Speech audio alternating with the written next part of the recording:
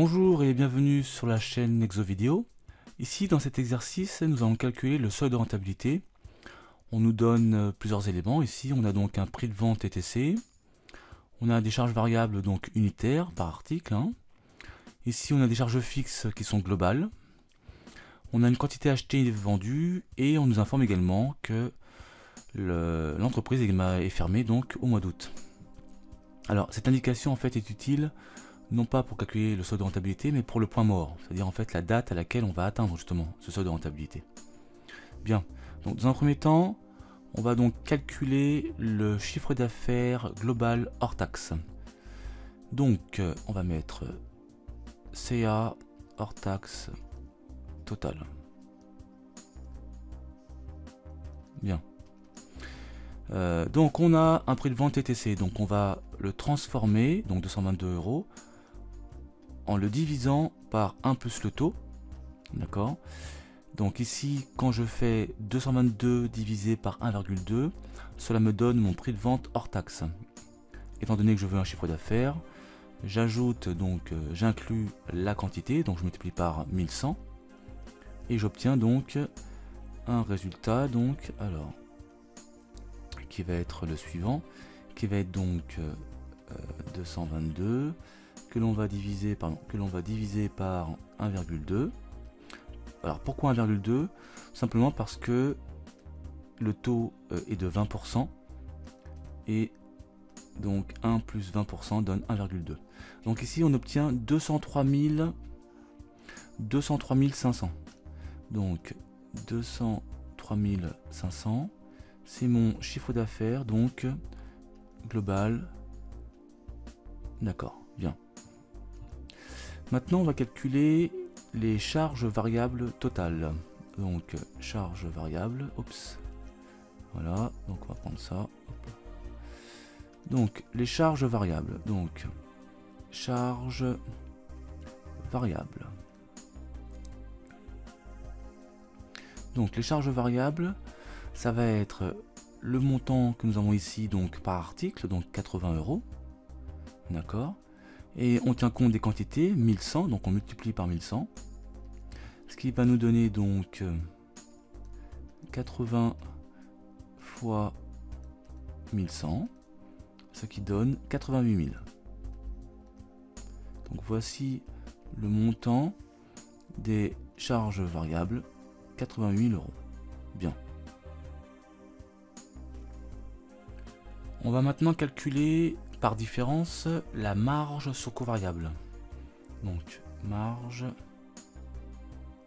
sur coût variable. Bien.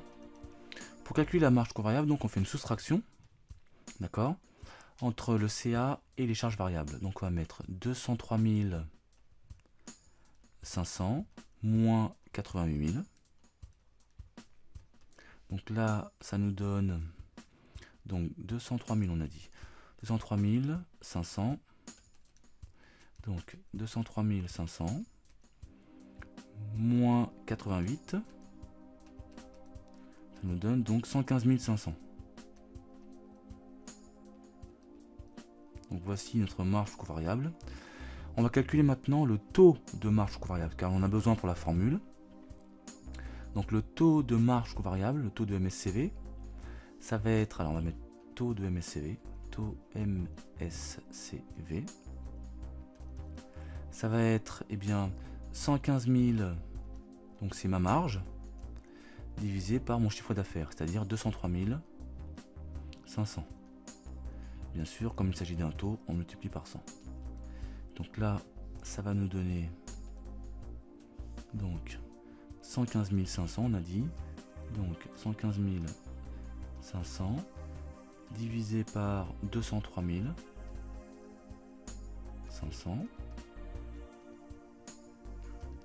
donc 203 000, décidément, 0, voilà, 203 500, donc égal, multiplié par 100, ce qui donne à peu près 56,75%. Donc 56, 75%. D'accord. Et dans un troisième temps, maintenant on va calculer notre fameux SR. Donc le SR, il est égal aux charges fixes divisé par le taux de MSCV. Donc on va appliquer, donc ça nous donne les charges fixes 22 500,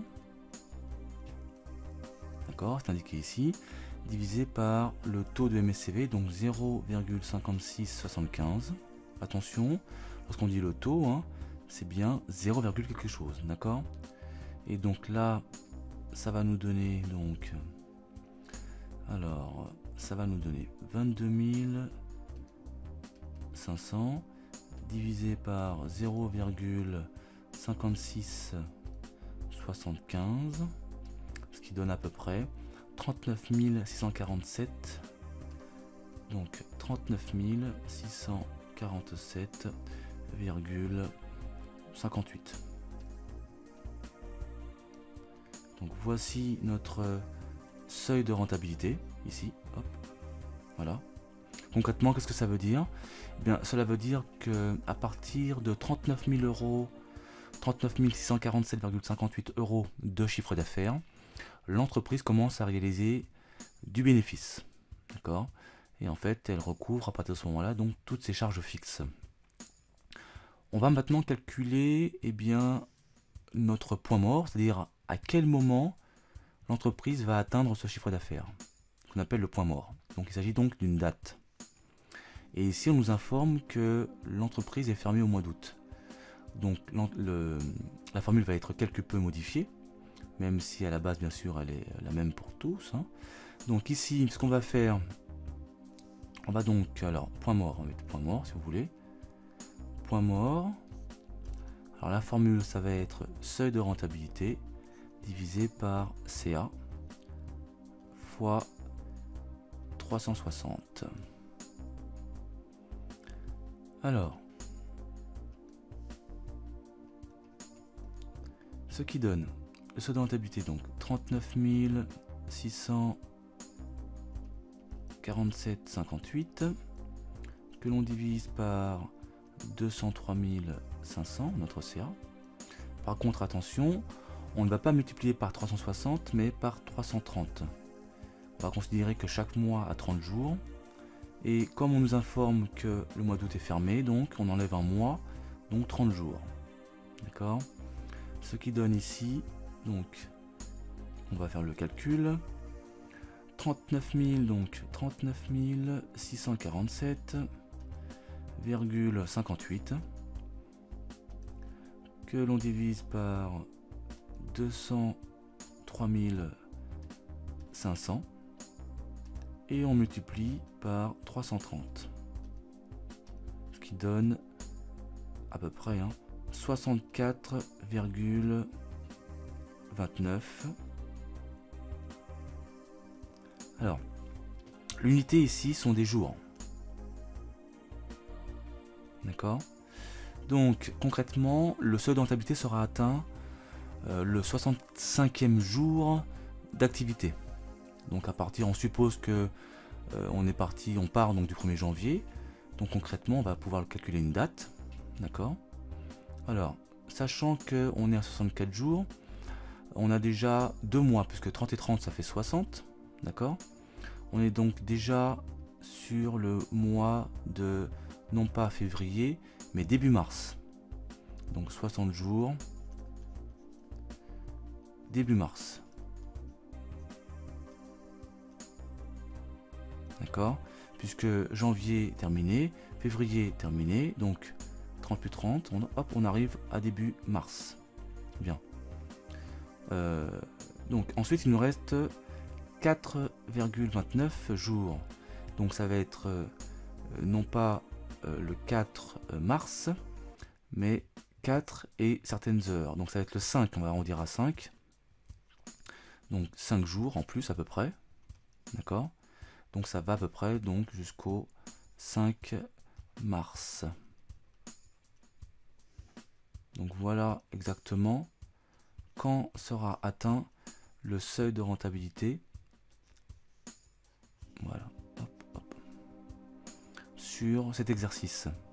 Donc concrètement, à partir du 5 mars, l'entreprise commence à réaliser des bénéfices puisqu'elle aura couvert, entre guillemets, donc ses charges fixes.